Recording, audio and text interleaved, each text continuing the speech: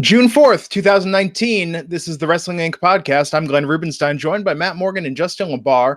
Raj Giri is on vacation. The SmackDown before the WWE Super Showdown in Jeddah. Goldberg versus Undertaker. They faced off in the ring tonight. Matt, let's start with that. Your reactions. Asterisk before we start the show. And the asterisk will read, take a drink every time he says Jeddah, folks. All right. Now, with that out of the way, it was a good show. Again, I just think the timing of the show is what adds to it, right? Yeah. But it's still being as redundant as Raw is and unexciting, if you will. Yeah, Justin, how about you? How did tonight fare? Well, first off, I prefer to not say Jeddah. Cheers. I prefer to just refer to it as parts unknown. Oh, there you go. I don't know. These shows are kind of odd because, they put, they're touting it as equal, if not bigger than WrestleMania, which I effing hate. Mm-hmm. And at the same time, it feels like it's just an inconvenience. It's a show that's randomly placed in the way. I don't know. I mean, go look. I'll be honest with you. I know this is maybe unpopular.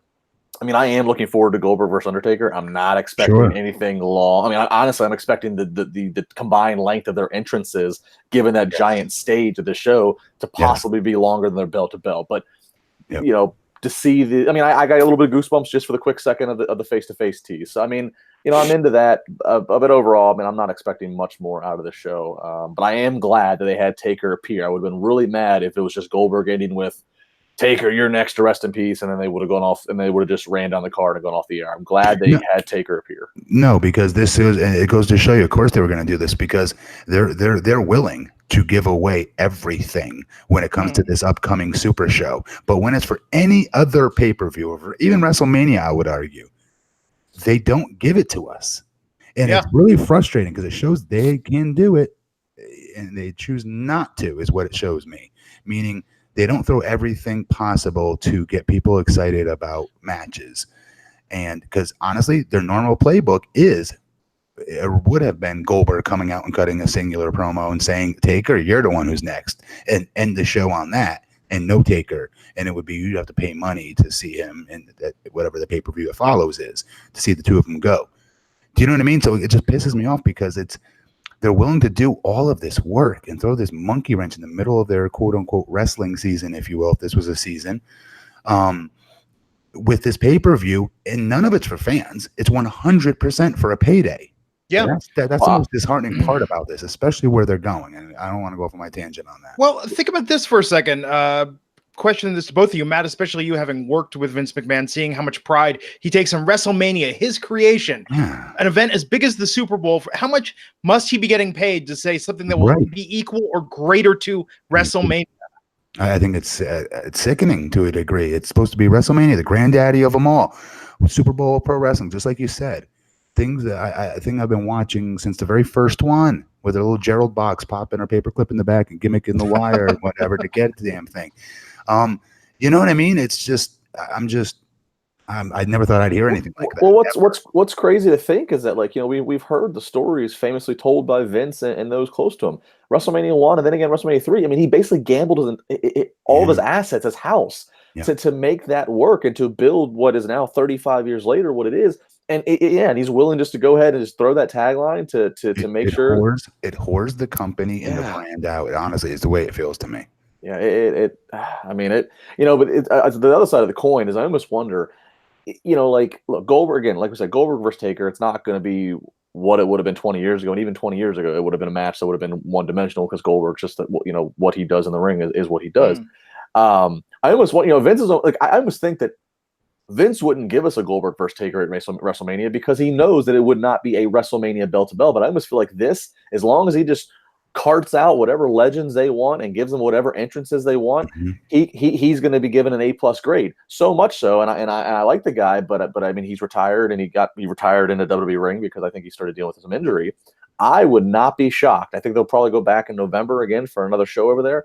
I would not be shocked if in November or if one of the future year shows in Saudi, if they did Undertaker versus Sting, if they finally gave us that match. And again, it's not going to be much bell to bell, but it would just be to see that match graphic and see those entrances. And in Saudi Arabia for the show, he can get away with it, and it doesn't have to be real good bell to bell. I can see that, but once again, they're giving us that moment that should be saved for WrestleMania. Just because it's WrestleMania doesn't mean they have to have that long match. Yeah. But I think what I'm trying to say, Matt, is I think WrestleMania, Vince still holds a certain standard. He still wants a certain caliber match. I think here this is just pure money. Brock and Goldberg last like 20 seconds. Or did they not? That was Survivor Series. They went a little bit. They went about 8 to 10 minutes in Mania, which But I know what you're saying. But again, I think he has a certain caliber. It needs to fit the story at WrestleMania. Saudi, just roll out whoever they want. Yeah. I'm surprised he's not calling Ric Flair, seeing how he's recovering from that surgery. If he can make the Saudi trip, take some bumps. By the way, it was weird tonight. By the way, to see Goldberg come out, do the whole security walk, come out and not have any pyro. I know they'll probably have it Friday, but like that, perhaps Goldberg more than any other talent ever is the pyro intricate to the entrance. And same with Brock when Brock does that. When he does this gimmick in his entrance. Same thing with that. I always thought Batista as well with him shooting his damn guns. You know what I mean? It's always, there's a few that are always synonymous. Kane with no fire when he comes out. Yeah. Yeah. Bad move. Pyro makes, in my opinion, when you get pyro, it makes you a star immediately. Bad move taking it away. So we open up, we open up the show tonight. Kofi Kingston and Xavier Woods coming out. Kofi talking about his trip to Ghana. I thought that was really well done, that video package showing how going back to his birthplace. Yeah, I dug it. I think that was nice. And then they had a tag match, the two of them against Sami Zayn and Kevin Owens. Now, correct me if I'm wrong, Sami did not get a mic tonight. This is his first appearance since the AEW name drop on Raw last week. Kind of a paint by numbers tag match, but certainly not bad. Ziggler interrupting in this, getting his video package, talking about he was going to claim his time at the Super Showdown this weekend. So New Day won that match. Kofi connected Trouble in the Paradise on Sami, got the pin and the win, and then Ziggler hit the ring out of nowhere, leveled Kofi with a super kick. So KO and Sami were just sort of there tonight. They're still building this. Matt, are you feeling any heat or anything? Nothing with Ziggler and Kofi? Nope, nothing. Justin, what are you making about this? So Matt's not going to watch Friday. Are you going to be watching Friday, Justin? Yeah, I'll watch Friday. Traitor. Dude, last year, the first one they did this time last year, I was sitting in the delivery room of my son was being born as I'm watching whatever the one was in April last year. As I'm waiting for hours and hours to go by, I had nothing else to do. It was. Don't get me wrong, guys. I cannot watch anything with them doing anything over there. Yeah. I'm gonna watch Friday. I don't, the Kofi match doesn't really excite me. I mean, quite frankly, I think the Dolph match has just been a quick substitute because KO says he's not going to Saudi. So, otherwise it would have been KO and Kofi. Yeah. Like the Ghana. I went 180 in the segment. The Ghana video, awesome, very inspirational. I could see why it's emotional for Kofi. Yep. Dolph interrupting, the quick little summary of Dolph's career and his whining, fine with that. And then they proceeded to toss to 2 more video pieces. How overproduced and rehearsed do you want to make a segment when you have 4 video packages that your talent has to toss to in a 12-minute period? That's ridiculous. Quite frankly, I'm not. I mean, these guys are both good in the ring. Will be good. Really, you know what I'm expecting out of this? If I'm expecting anything to happen out of this, Brock said he's cashing in on Friday. Maybe he's cashing in on Kofi Kingston. That's the only thing I can expect from this. Of note. I'm calling a title change with Baron Corbin beating Seth Rollins. Brock cashes in on him, kills him. Now you have Seth versus Brock again, with Seth being protected. It doesn't have Brock beat him. I think it could go either way. We'll see Friday. It's going to be an interesting day. I'm predicting Corbin's going to be the Universal Champion. P.S. How crazy is that? How much negative do you want to put in the headline if Baron Corbin becomes champion in Saudi Arabia? People are going to go to Stamford, Connecticut and tours to play. They're going to be so pissed. And you're going to see the tweet. Someone's going to say, joking and being like, Corbin is champion. This is the worst thing that's ever happened in Saudi Arabia. Wait a minute. Wait a minute. And Corbin has the gimmick right now where whatever city they're in, he's their favorite son. Is he going to start referring to himself as Saudi Arabia's favorite son? Lord. I don't even know if they're smart enough to not to realize that's not worth the phony heat. You know what I mean? It's just not worth it. It's not. We'll see. It's going to be something. it's a weird train wreck, these Saudi Arabia shows. I mean, just on multiple levels. I think that's what I tell myself as I'm watching it for this podcast. Speaking of which, Shane McMahon wants to call out Roman Reigns. Like, he kicked the crap out of him last night. Why does he need to call him out and cut this promo? They're really, really reaching with this. Because they think Shane's going to get him ratings. Do you know what I mean? But why else? It's not working. Shane is a heel no one's feeling. I don't care for it at all. I think it looks terrible that all the wrestlers have to sell for him. Yeah. Glenn, you made the right point. I mean, Shane got the better of him, albeit the numbers on Monday. Why the hell, as a heel, would you call that babyface back out to confront you again when you should be ducking and running from him right now? Because of 50-50 booking, you know what I mean? Yeah. What was the outcome of the segment? Roman didn't come out for that, did he? Did I miss that? I apologize. This is where I was started cooking dinner because I was like, oh, it's this shit again. No, Roman did come out. That's not in the Wrestling Inc. recap, folks. Maybe I'm making that up. I thought he did. What did you cook, more importantly? I had Beyond Sausage, the hottest stock IPO launch in the last 10 years. I bought their bratwurst sausage and made that for dinner tonight. So you cook sausage with Blue Chew. Yeah, well, there you go. and it's high nonetheless. Yeah, well, no, I got dressed up for the podcast, guys. I got some smack from our audience. I listened to what they say. They say I went on the Mat Men podcast, which I recommend checking out my interview there last week, and I was in my work attire for that. They were like, "Oh, you never dress up for Wrestling Inc." So tonight, I thought, you know what? I'll class it up a little bit. I got my Zubaz tie. I'll, make a showing. Thanks for filling Matt and I in so we could follow the dress code. Which is funny because LaBar, if you watch Justin LaBar normally, I'm the schlubby looking one, and he's Mr. Shirt and tie, looking all sporty. It's 10:30. Dude, LaBar does ESPN look like type shtick. He's got like really professional looking backgrounds and everything like that. It's 10:30 in the evening on the East Coast. I'm not wearing a tie right now. Yeah. Well, folks, let's take a moment to thank the sponsor of this episode, which is Blue Chew. Oh, by popular request. Oh, so many people at StarCast coming up to me saying, "Oh, I love the Blue Chew ads. I love the Blue Chew ads." Well, here's another one. Guys, you remember the days when you were always ready to go? Remember that back when Goldberg and the Undertaker were super relevant? Back then. Now you can increase your performance to get that extra confidence in bed. So listen up, BlueChew.com. That's blue like the color blue. They bring you the first chewable with the same FDA-approved active ingredients as Viagra and Cialis. Science, the stuff that works. None of this, oh, it's like Viagra. Oh, it's like a prescription drug. No. Men in lab coats suffered. They sacrificed. They gave up time with their families. And why? To help your schwanz and your love life. And I think the least you can do is pay them and show them some respect by checking out Blue Chew, because Blue Chew is better than a pill. It is a chewable, which means you can take them anytime, day or night, even on a full stomach. They work up to twice as fast as a pill, so you can be ready whenever that opportunity arises. You've heard Matt talk about it. You've heard Raj talk about it awkwardly.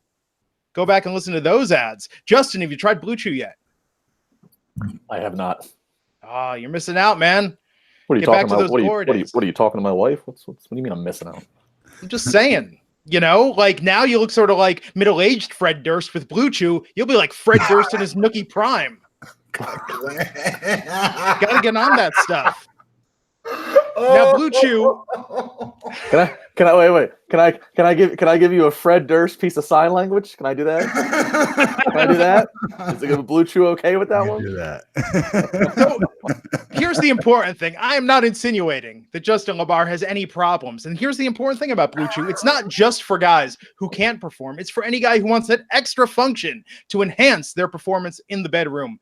Most guys talk a good game, but if you're one and done, Blue Chew can help you follow through for round 2, 3, 4, and more. It's prescribed online, shipped straight to your door in a discreet package, so no in-person doctor's visit, no waiting in the pharmacy, and best of all, no more awkwardness. Made in the USA, and Blue Chew prepares and ships it direct, so they're cheaper than a pharmacy. And we've got a special deal for our listeners. Visit BlueChew.com. First shipment free. Use our promo code WINC. You're only going to pay $5 shipping. That's promo code WINC at Blue Chew, BLUEChew.com. Promo code WINC to try it free. Blue Chew, the better, cheaper, faster choice. And we thank them for sponsoring the Wrestling Inc. podcast. Good Lord. All right, Glenn, real quick. I got to ask this. When you say discrete packaging, is that in their ID? Do they use that themselves? They do mention that, and I think that's important. You don't want a big, this is box what I that was says gonna boner say. pills. Yeah. That's what I was going to say. So what? They're saying like this discrete packaging opposed, versus what? The big package that says, "Hey, male person, you're delivering boner pills." Like what's the other alternative? I've never seen anything that I don't know. Normally it comes in a big box that's real shiny, and it says, "Here's your boner." Here, this guy needs help, or this guy wants extra innings, or whatever. Here's your blue pill with a big box of porn, and here you go. Well, I'll tell you what I also like about it is I actually really like their packaging. So like their pouches look, kind of a little discreet. You keep this laying around in the bedroom. It doesn't scream like sex aid or something kind of weird like that. The pills themselves come in these little package pouches. I actually saw people at StarCast that were waiting in line to get like Eric Bischoff and podcasters who have done Blue Chew ads to sign their pouch. So it's a big thing, man. I think, what does Bischoff call it? Chew World Order, CWO. In fact, there's going to be t-shirts coming out soon for that. Stay tuned to my Twitter feed and Blue Chew for more news on that. Blue Chew's promo is just longer than what I'm expecting Taker versus Goldberg to be. This is incredible. It is. Yeah, we should time them side by side. See which one. And you called me a middle-aged Fred Durst. Yeah, Glenn, you were thinking we were laughing because of your description of his performance. That's not what we were laughing at. We're laughing at you called the poor guy middle-aged Fred Durst. How rude! How rude, Glenn. There's no shame in that. There's no shame in that at all. Limp Bizkit was a very popular band. Don't they still have I love them. The best rock-selling album of all time still? I mean, I had some of their albums, but I mean, I'm going to be 32 this year. I don't want to be called a middle-aged Fred Durst. That really reflects on my lifestyle. Apparently, I'm not looking too good. Damn, you're young as hell, man. 32. Wow. Oh, I miss it. I miss 32. Yeah, that's why. I don't need the Blue Chew. I'm fine. I'm 32. Oh, did you hear that, fans? Did you hear that? That's what I'm talking about. Even that guy. Pretend it's not him and somebody else who just said the same thing. Those are all of our buddies that talk smack like that. Even them, I promise you guys, that, like I said, it's like giving Superman 2, 3, 4 different capes. I swear to you on this. Oh, here we go. It's like giving you the stamina and drive you had when you were 17, but now you have the mindset, the experience, the technique of an older gentleman. It legit works. Like you guys would not believe. You guys know I don't blow smoke, and I have no reason. These guys don't pay me anything to talk about their ads whatsoever. That's why you never heard me read off the ads. But the truth of the matter is, this stuff is legit as legit gets, and it hits your system much quicker than its counterparts. I've had to take the counterparts for bodybuilding competitions where you take half a dose to get blood pump into your muscles before you take the stage. All bodybuilders usually do it, and this stuff hits you as quick as you can imagine. So it's really good. And fun fact, if you go round 7, at that point you are blowing smoke because there's nothing else left. Jesus. I will say everybody I've heard talk about this and who's tried it has. Yeah. I have not heard one negative reaction, so I will give it that. It's so black and white. Something either works or it doesn't. And this stuff is boom, it always hits. It works. Yeah. So back to SmackDown. Wish we could just talk about Blue Chew and our boners all night. But we had Alexa Bliss come out for a moment of bliss, and she was out there with Bayley, interrupted by Carmella, interrupted by Charlotte. Mm-hmm. Hey, let's make a triple threat to determine who the new #1 contender is for the SmackDown Women's Championship. So this was Alexa, under the wild card rule, having a segment on SmackDown. Yeah. And then going on to win the #1 contendership for the SmackDown title. Yeah, didn't see that coming. Yeah, I really thought Carmella versus Bayley. Yeah. I feel like they've been friends. They talked about that, that they used to ride together. I thought this is just a great feud and a great match waiting to happen. I'm surprised they went the direction they did. Do you think Bayley's a transitional champion?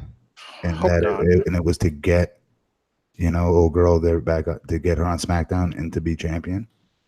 Justin? I don't know. I mean, maybe. I'm surprised. I didn't see this coming because I didn't expect Alexa Bliss to be challenging. Alexa Bliss, if I'm trying to keep score here, I think is from Raw. Yes. Challenging the... So again, one more reason. I mean, what is the split?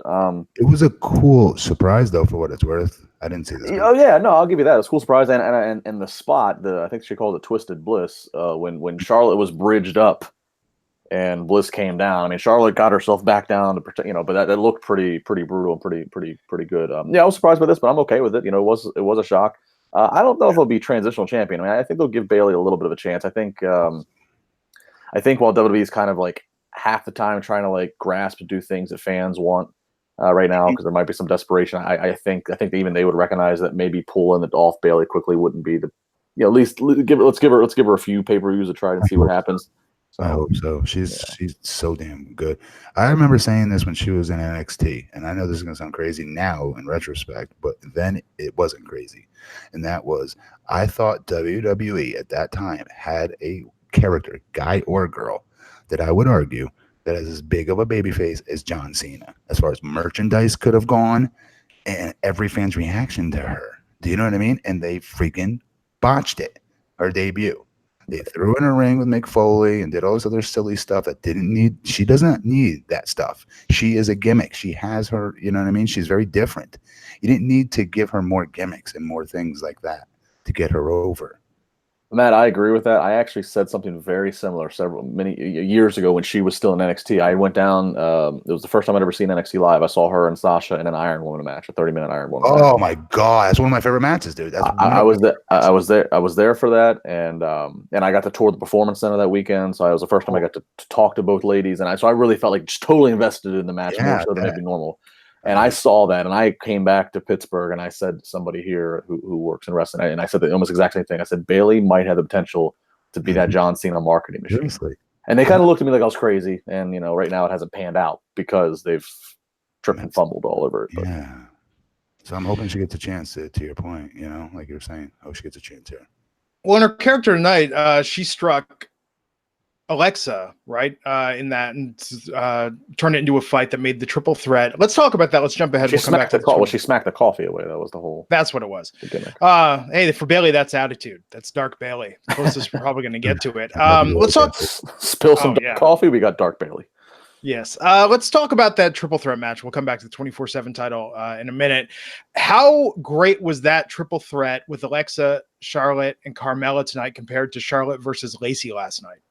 Incredible. Are you kidding me? It's not even debatable, which is surprising. It honestly is, because the other girl, what was her name? Say Lacey. She's still so new. She shouldn't have been put in that situation. And like I was telling them last night, Justin, that I thought with Charlotte versus Lacey that I felt that they threw it together at the last second, meaning I felt like the girls did not have time to go over that match because of all the miscues.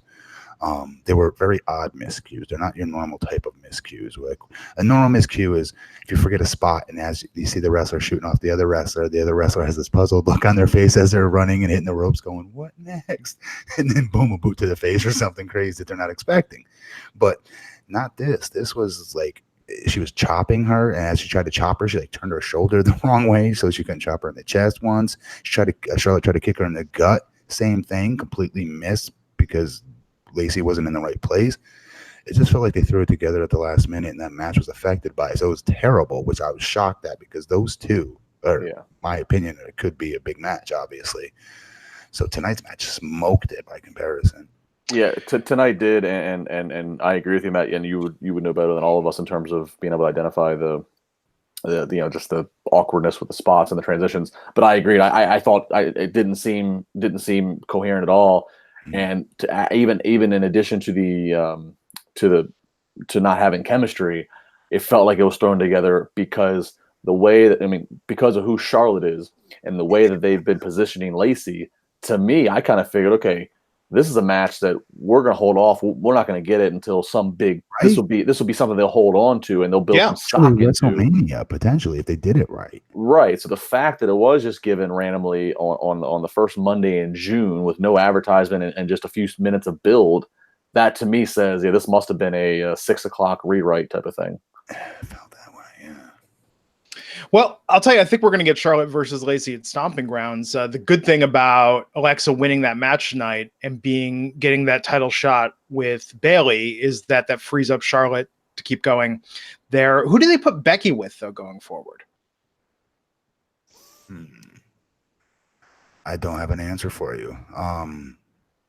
It's hard to say because you don't know what girls are like on and off limits. I don't know who goes where. I thought it could have been honestly Alexa's, who I kind of was thinking, but now Yeah, in SmackDown, I kind of maybe it still could be Alexa. Maybe Alexa, they steal a pay-per-view out of having Alexa versus Bailey, and Bailey wins, and Alexa goes back to Raw, and then works with Becky. I don't know. Yeah, I just keep Becky away from Lacey and Charlotte. Don't get her something new. Yes. So the 24/7 title, we had a lumberjack match tonight, Elias versus R-Truth, and wouldn't you know it, Elias became the new 24/7 champ. But then under the ring, R-Truth won it back from him. I thought that was cool. I did. I hate the title. It's ugly as hell. The shtick is stupid, but I did laugh. I thought it was pretty good. And WWE, Matt, I don't know if you saw this or Glenn, WWE Online released the video of the pinfall under the ring. That was great. Yeah, I saw it on my Instagram. That was pretty funny.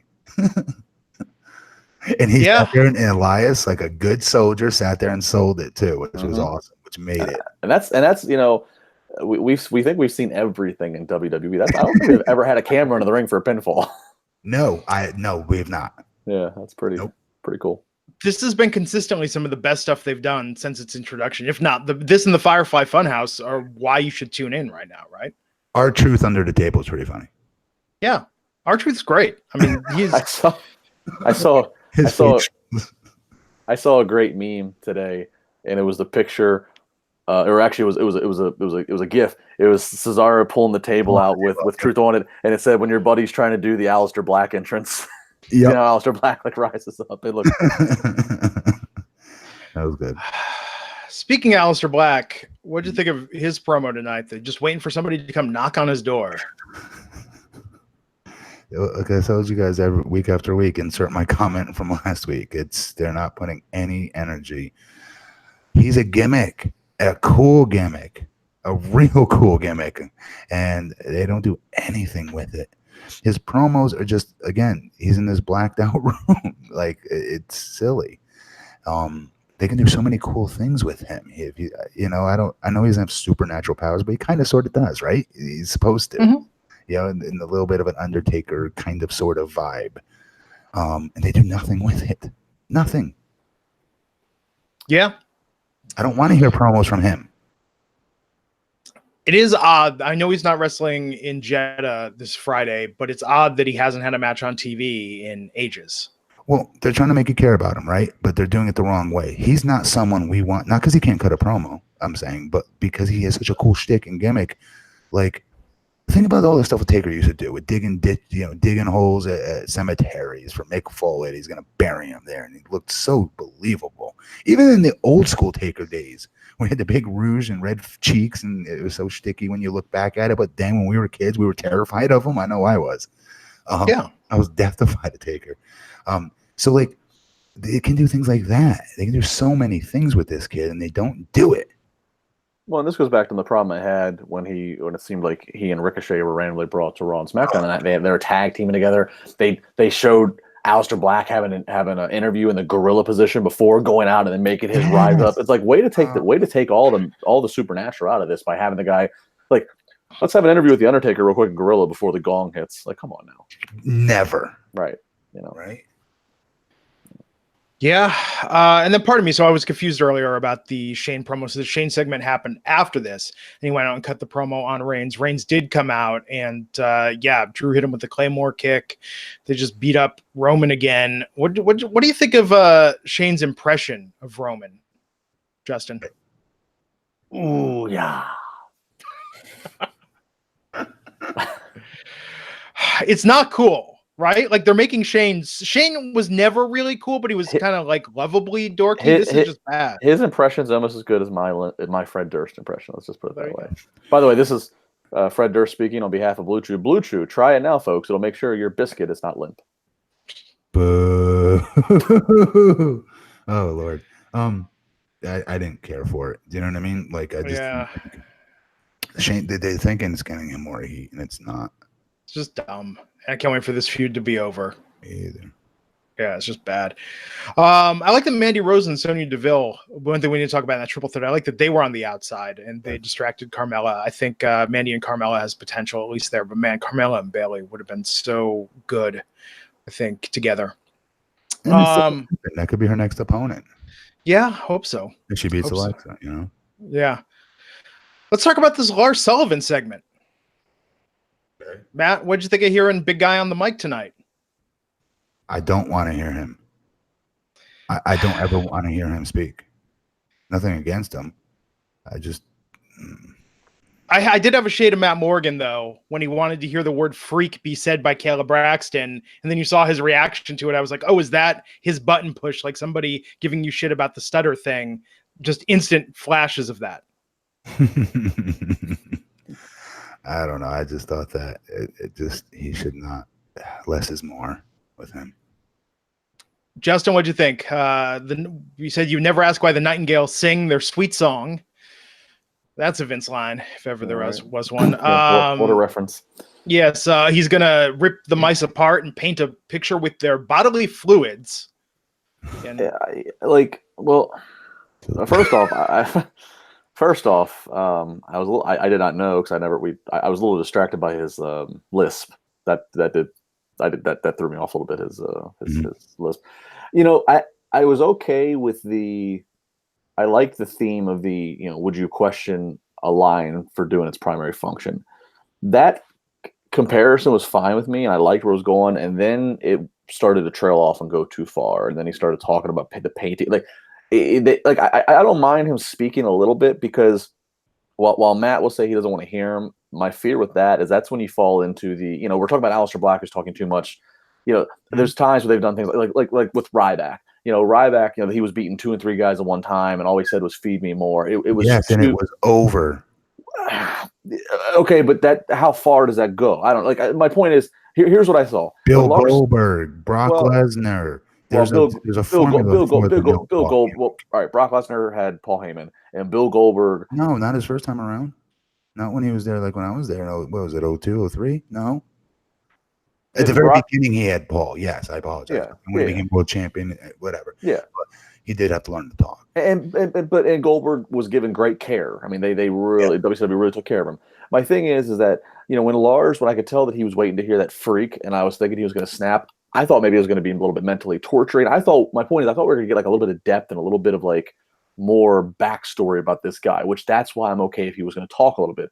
But we didn't. He just started rambling and talking and speaking kind of in riddles, and that's what lost me, and I didn't want to hear it, but because someone like that doesn't talk like that. Yeah, they don't say those words, they don't say those sentences. Right. No, I agree. That was somebody else writing for him. Shocking. No, I think for every inch you are over 6'3", you should remove a syllable and words from your vocabulary. You don't have to talk that much being as big as he is. It was awkward. Yep. Andrade versus Apollo Crews. Andrade out to the ring with Zelina Vega, beat up Apollo pretty quick. Finn Balor ran in with the interference to make the save. I'm not feeling him. I know everybody most fans are big fans of Andrade. Andrade? Yeah. From NXT, I tried. I can't get into it. I love Thea. I'm good friends with her. To me, she's always the star of those segments when they. Zelina? Yeah. Well, Thea. Trinidad, when she cuts those promos, and then they bring them up to the main roster, and she doesn't do the majority of the talking anymore. Do you know what I mean? That should be his shtick. That's going to help him get more over. I thought with normal fans. It's probably because Vince doesn't want a female manager. He's not real interested. I don't know why. I agree with you, Matt. I agree with you, but I'm just not interested in that character for some reason. I don't know what my disconnect with it is. I know so many people are fans of his. Yeah. I think with him and Finn, there's been almost no build towards this match. Yeah, they're trying to make us care by the fact that Finn Balor is going to put on the makeup, which I don't care. Yeah. I don't care. If there's any other pay-per-view and it wasn't located where it's going to be located this Friday, I'd obviously would watch. And one of the things I would like to see, I'm a mark for his entrance. I'll admit it. Finn Balor's as the Demon, but then that's it. like they made us not care to a degree about somebody who's as talented as that kid is. Got a cool gimmick. They took it away for way too long. And we were just talking about this last night with Raj, Justin, and that's like, you have to really, last night we had to really think and put our heads together. Who's the Intercontinental champ? Who's the tag team champs? Who the US champ? Like, and the list was going on, and we were being dead serious. They don't, I don't know, these belts don't mean anything anymore. No, they don't. That's why, going back, we talk about while we're cross promoting plugs here in Wrestling Inc. I'm on the Winkley Wednesdays and Thursdays in the middle of the day on Wrestling Inc. And Nick Hausman and I have talked about this quite a bit.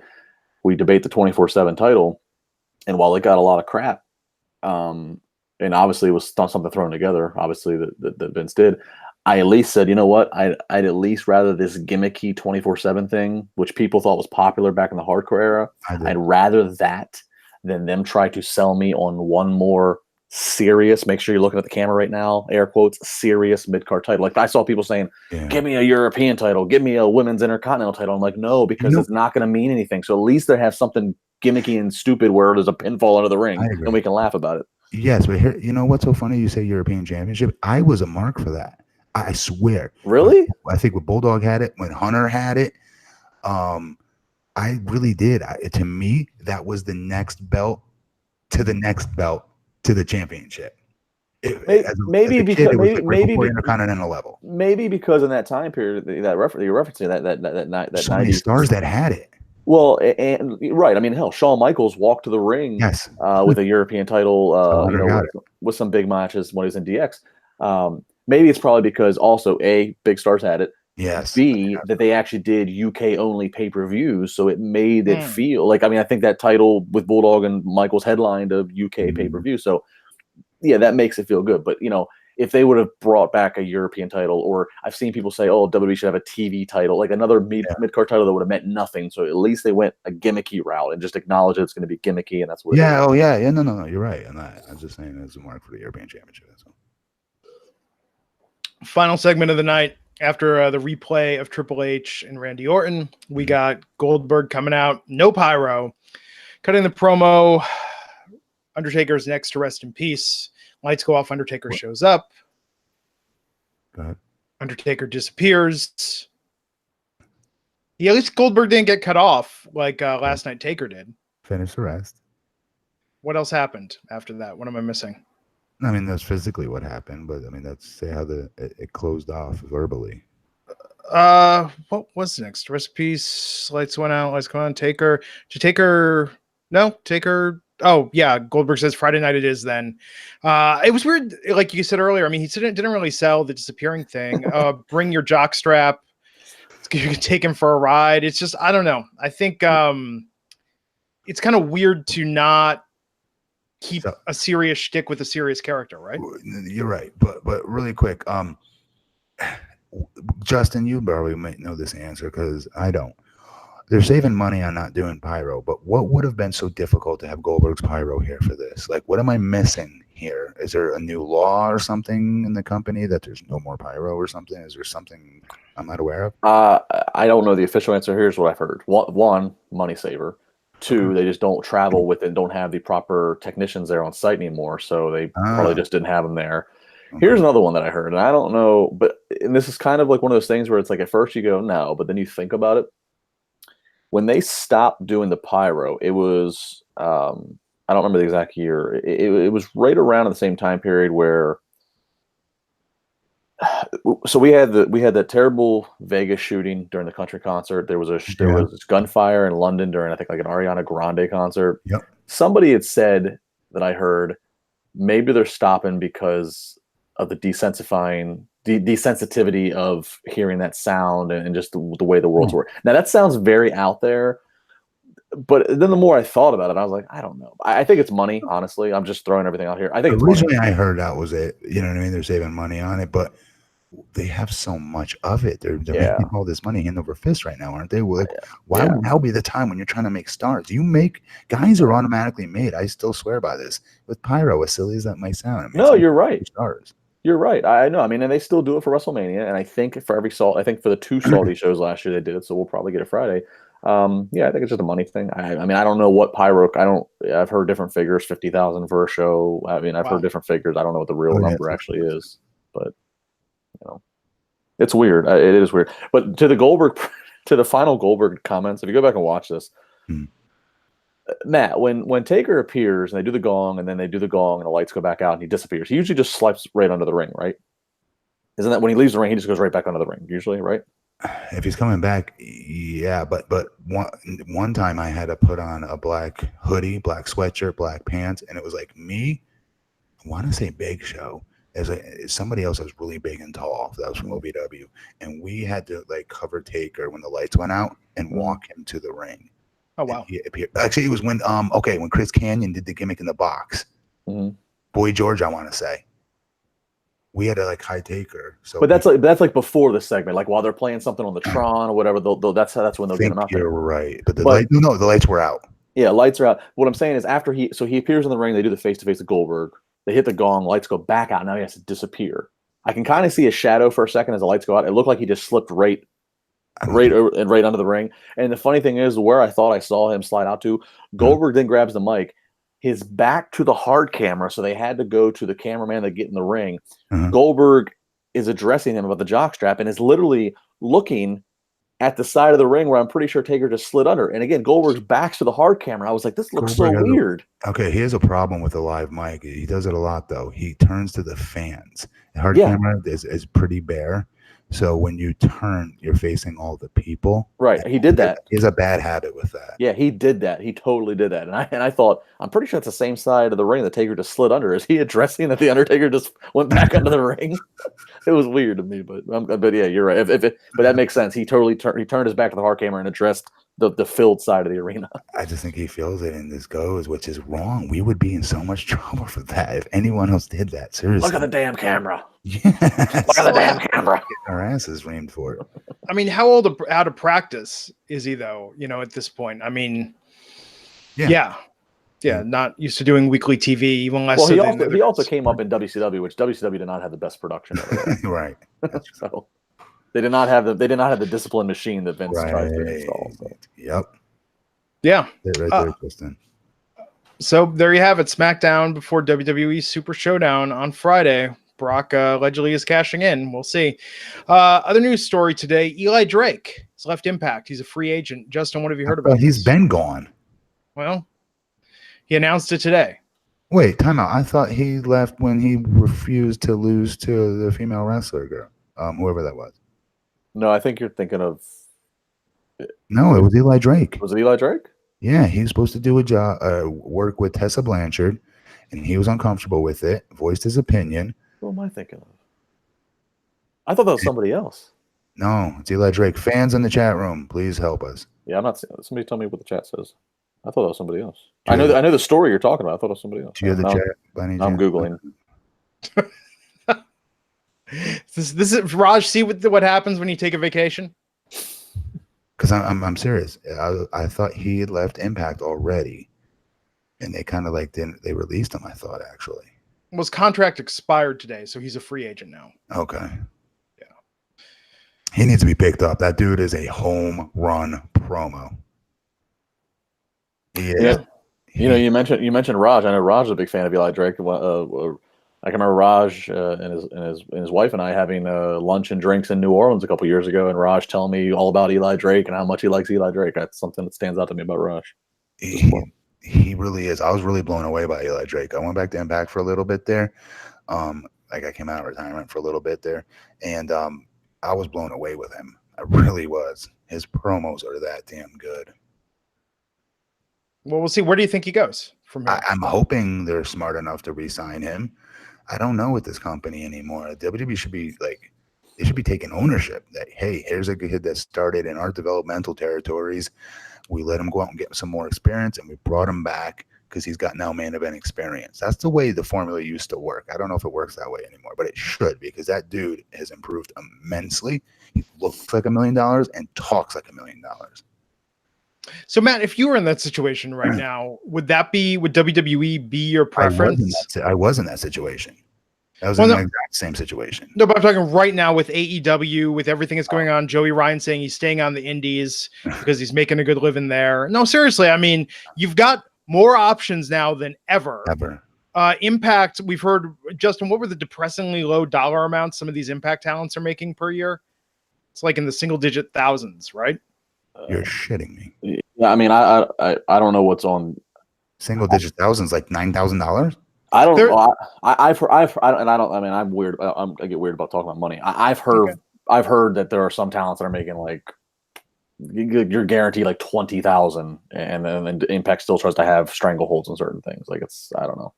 Wow, yeah, I don't know. But again, drop from grace. I'll tell you that. That's not everybody, but I've heard some people being offered deals where it's like, are you kidding me? Like this is. I made more. I know it's a much different company now. There's no Spike. There's no Dixie Carter anymore. Things like that. But when I'm telling you right now, I made more with them than I did with WWE. Granted, I wasn't working main events in WWE, and you didn't have to travel as much too, right? Yeah, no. Well, we did travel quite a bit, but still. And I was one of their main PR guys, so I was always on the road an extra day on top of it with him. But I asked for that. I liked it. I like representing the company. So you compare what the situation allegedly is now, based on what we've heard from people, and compare that to WWE that's doubling people's deals to get them to sign extensions, trying to lock down talent. AEW that's making, Chris Jericho said, the best offer, best money he's ever made before. I think Impact is, Impact and Ring of Honor are getting hurt the most by this current climate. They are. I mean, I don't ever want to see anything bad happen to Impact. You know what I mean? That's my old stomping ground. Yeah. I had a really good time there. I learned a lot and improved quickly there, thanks to them giving me opportunities. It's a much different company, different ownership. It's not the company that it was when I was there. So still, though, it's still the same brand, though, if you will. So you don't want to see anything bad happen to them. Speaking of Impact, Matt, I have to ask you this because I was looking the other day. Why weren't you in the TNA Impact video games? I just started. You gotta remember, I was still bodyguarding Cornette at the time, and I just started wrestling like right when that Mother Fletcher was released. Well, they did the second one for DS. They did with the roster update that had like Hogan and Foley in it. I think that I don't have an answer to. I was working the main event at that time, so I have no clue. You're right. There was one for that DS. Yeah, I was just looking the other day, reading up on that. And I was like, "Where's Matt Morgan in this?" Yeah. I will not be picking up a copy now. I should have been at the time. That's weird. Did you make any of the WWE ones, the early aught ones from your time there? No, I got lucky with action figures, but no luck at all with video games. Do you create yourself in WWE 2K19 every year when it comes out? No. Really? No, I don't. Like I create a wrestler. We could probably pitch that to Raj. Next year's WrestleMania, we bring Matt to where's WrestleMania next year? Where's that? Tampa. That's not far. There we go. Perfect. We get Matt Morgan in Tampa, and we have not only a Wrestling Inc., like some kind of like get together party, whatever, and we can play the latest WWE game, and we can do a create a wrestler with Matt Morgan. That's a pitch right there.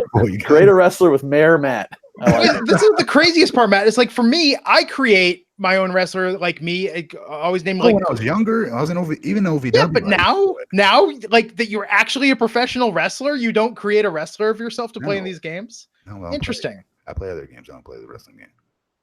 Interesting. What are you playing lately, game wise? Now with my son here, not much. I haven't played much in the last 2 years. But beforehand, it was like Saints Row, Call of Duty, GTA. You know what I mean? Those types of games. Love me some sandbox games. Could you imagine creating a Matt Morgan character in Grand Theft Auto? That'd be great. Oh, I'd be all over that.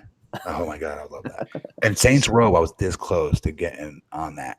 Really? Because the guy, one of the producers or directors, whatever it is there's like two of them that are huge fans of wrestling, and they have a lot of our guys. Like I remember Joe, who else? Loki, some other guys from TNA were actually got to do voiceovers. I want to say Chris Daniels too. Yeah, they're huge wrestling fans. I meant to ask you this. That was my prediction when you were in Oakland for something top secret a while ago. Did you ever divulge what that was? Or, I mean, we don't have to on I didn't get it, so no. Oh, okay. That was my guess that you were doing mocap. Sabretooth. I wish. That would be something else. Okay, man. Well, anything else we need to cover? Anything? Justin, you want to throw out some plugs before we take this home? Follow me on Twitter at Justin LaBar, and I will be with you Wednesday and Thursday afternoon on the Winkly, talking whatever hot gossip comes out. So Matt Morgan will not be here on Friday. Matt, anything you want to plug before taking home? Nope. Sticking to my guns. Nope. No plugs, Morgan. I'm Glenn Rubenstein. You can find me on Twitter at Glenn Rubenstein, where I live tweet along with WWE programming. I spent an hour last night dubbing in Brock Lesnar's voice saying Friday over Rebecca Black's Friday. You can find that on my Twitter account. If I didn't have to make a living, this is what I would do. I would just make memes and stupid remix videos all the time. We'll be back here Friday, talk about WWE Super Showdown in Jeddah. Until then, we'll catch you back here on the Wrestling Inc. podcast. Take care.